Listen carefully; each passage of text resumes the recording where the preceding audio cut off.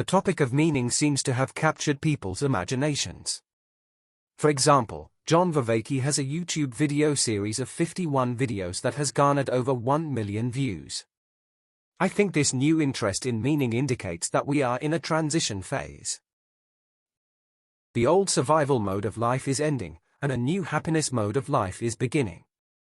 After all, working at mere survival feels meaningless unless it leads to happiness. However, focusing on meaning distracts us away from solving the real problem. Meaninglessness is only a symptom, not the disease. The real disease is an endemic negative view of humankind, and that causes the sense of meaninglessness. Before expanding on this, let's look at 4 current thought leaders in the meaning space to see where they might be going right or wrong. Their interests range from the deep past through to the future.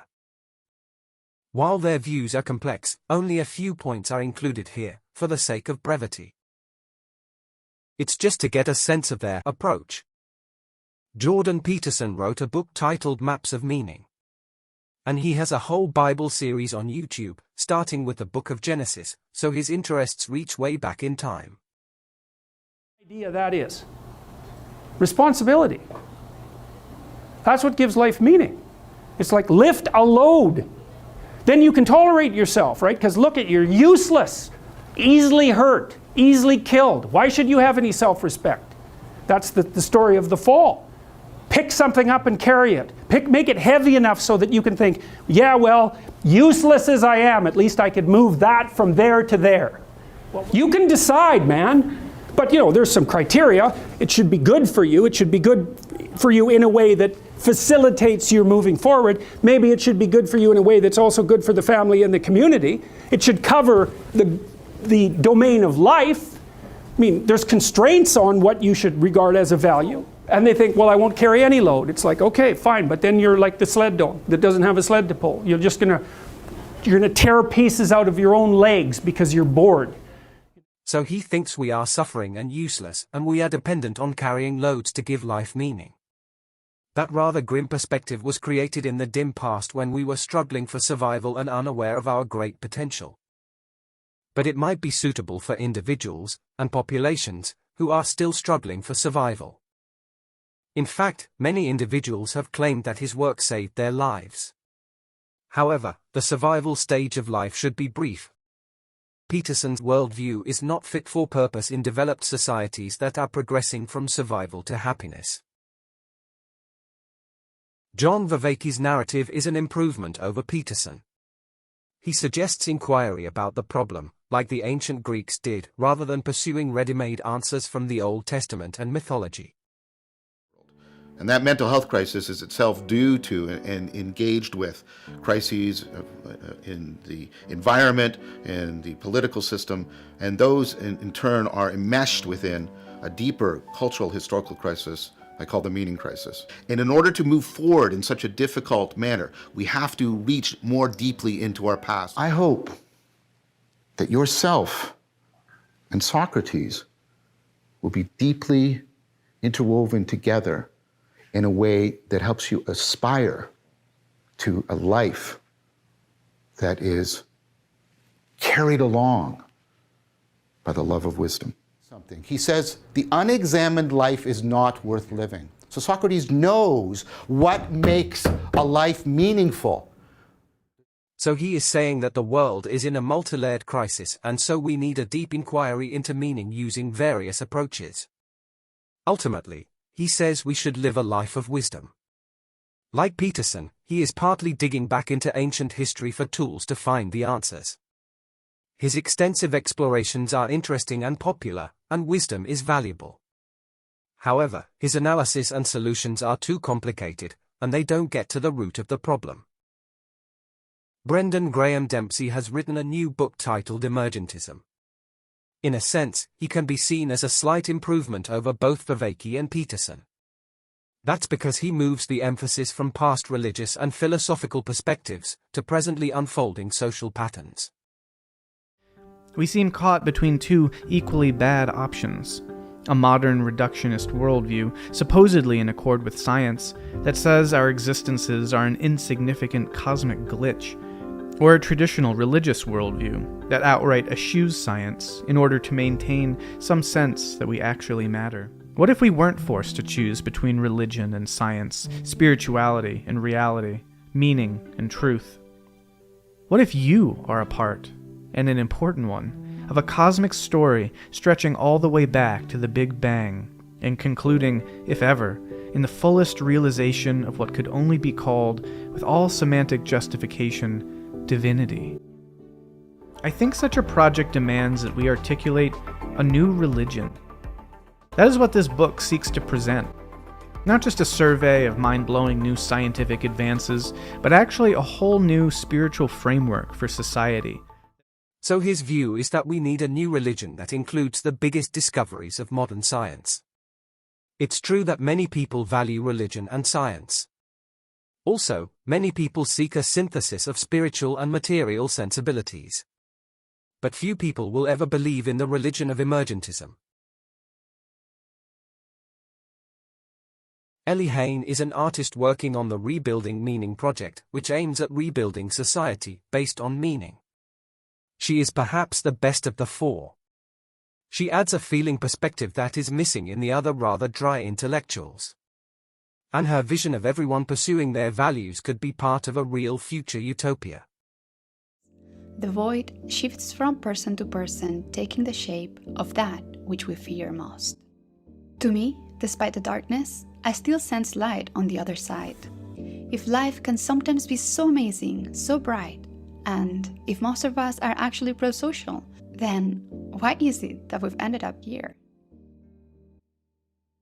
Think back to one of the most meaningful moments that you've had in your life. These moments might have been very different from each other, but they tap into a very fundamental source of life that is what I like to call the sacred, the quality of connectedness and relevance, beauty and meaning. Containers are the vehicle, meaning the space, the group, the practice, the object, the story, through which we express and practice a value. However, we tend to over-identify with the container and lose the meaning. These innovations constitute the basis for our vision of helping replace the consumption and attention economies with an economy of meaning. But they also help pave the way for a vision that can inspire new communities, practices, and rituals that help us realize and stay in touch with this new story. So her view is that each person needs to return to their own felt sense of sacredness, using meaning containers, and to make society focus on meaning without getting distracted by the containers. She is right that the current zeitgeist, which she calls the void, has a positive potential. As I suggested earlier, humankind is in a fundamentally positive transition phase from survival to happiness. Also, her approach is direct and practical. But claiming that a person's personal sense of meaning is connected to the sacred seems overstated. And being an artist, Hain seems to be motivated by the pursuit of beauty. Indeed, all four of these thought leaders are pursuing their personal interests rather than digging down to the real problem. Vervaeke and Dempsey fell down the complex intellectual rabbit hole and became unrealistic. Saying we need to merge our minds with Socrates, or create a new religion, is a bit peculiar. Peterson, on the other hand, is recoiling from a personal fear of meaninglessness, and Hain is reacting to ugliness and boredom in the modern world. However, I admit that Peterson's message of responsibility might be relevant in the survival mode of life, and Hain's message of engaging with values paints part of the picture in the happiness mode of life. But meaning is already intrinsic to existence. Our circumstance is like that TV series, Lost, where people find themselves in a bizarre context, and so they are immediately interested in it. However, our predicament has a happy ending because, ultimately, we all belong here in the cosmos. Meaning is not dependent on responsibility, wisdom, a new religion, or any other particular container. And we are not dependent on any container's underlying sense of meaning. The whole human problem can be seen as based on the false assumption that we are dependent, beyond survival basics. So a better solution will be found by focusing on the disease, not the meaninglessness, symptom.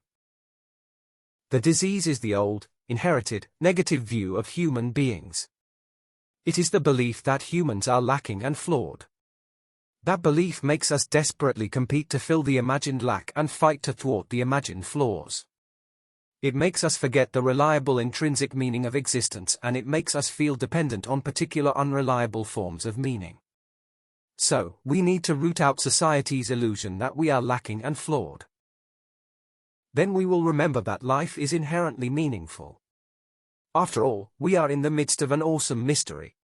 What more do you want? We have this astonishing, perceived world, and there is more that isn't perceived because our senses are limited. Wonder and appreciation are the appropriate responses to consciousness, existence, and potential. That's attunement to intrinsic meaning. Without that attunement, focusing on meaning in particular containers is a futile substitute. But if you don't believe that life is inherently meaningful, then take a break from deluded society. Relax in nature. Go sail a boat. Then you will be temporarily free of societal worries, and so your awareness will expand back to the wonder of life. It's like waking from a bad dream. Alternatively, imagine hanging out with people who are free of restrictive survival pressures and free of society's negative view of human beings. In a world like that, pursuing a value or interest would just be an optional extra rather than an urgent need. In summary, if we sort out survival basics and end the negative view of humans, then people will reconnect to their innate sense of meaning and naturally engage with their values. We will stop wasting time on fixing ourselves or others, and instead, work on real issues. If we don't end the negative view of humans, then people will desperately seek to replace intrinsic meaning with unreliable substitutes, just like drug addicts. At this point, you might say, hang on, people are passionately responding to the meaning narratives of these four thought leaders, so there must be something to it. That's true. But throughout history, people have responded to many idealistic messages, yet here we are in the so-called meaning crisis. That's because we didn't investigate all the way down to find the real disease. We just reacted to surface symptoms. Instead of seeking meaning, it's better to stop creating meaninglessness. With the benefits of modernity, we have the opportunity to question the old negative view of human beings, the unnoticed and unquestioned assumption that we are lacking and flawed, which contaminates nearly every area of life. Truly, there is nothing wrong with you or anybody. God or nature did not make a mistake when creating human beings. We are all complete and perfect, just like tigers, trees, and stars. And meaning is already intrinsic to existence.